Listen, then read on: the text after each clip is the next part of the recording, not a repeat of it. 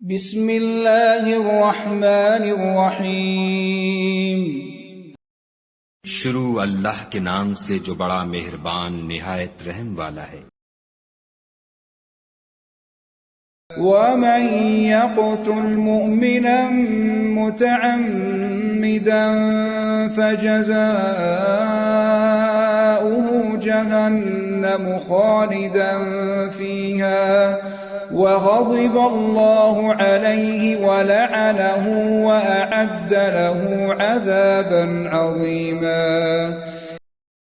اور جو شخص مسلمان کو قصداً مار ڈالے گا تو اس کی سزا دوزخ ہے جس میں وہ ہمیشہ جلتا رہے گا، اور خدا اس پر غضبناک ہوگا اور اس پر لعنت کرے گا، اور ایسے شخص کے لیے اس نے بڑا سخت عذاب تیار کر رکھا ہے۔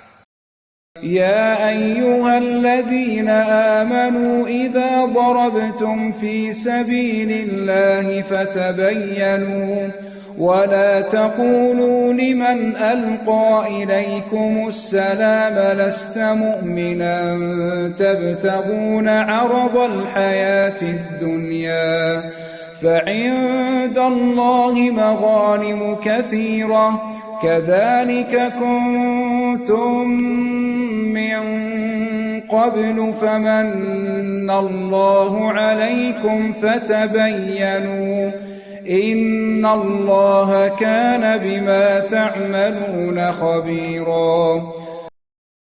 مومنو، جب تم خدا کی راہ میں باہر نکلا کرو تو تحقیق سے کام لیا کرو، اور جو شخص تم سے سلام علیک کرے اس سے یہ نہ کہو کہ تم مومن نہیں ہو، اور اس سے تمہاری غرض یہ ہو کہ دنیا کی زندگی کا فائدہ حاصل کرو۔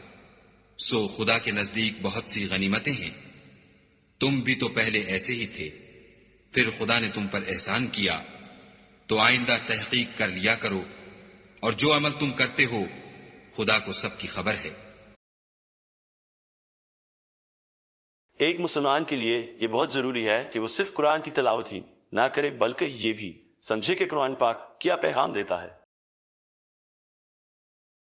اگر آپ اس بابرکت سفر کا حصہ بننا چاہتے ہیں تو چینل کو سبسکرائب کیجئے اور اس پیغام کو دوسروں تک پہنچانے میں ہمارا ساتھ دیجئے۔ قرآن پاک کی مکمل تلاوت بما ترجمہ سننے کے لیے ہماری مکمل پلے لسٹ موجود ہے، جس کا لنک اوپر دیا گیا ہے۔ آپ وہاں سے شروع سے آخر تک آسانی سے سن سکتے ہیں۔ اگلا رکوع اگلی ویڈیو میں پیش کیا جائے گا۔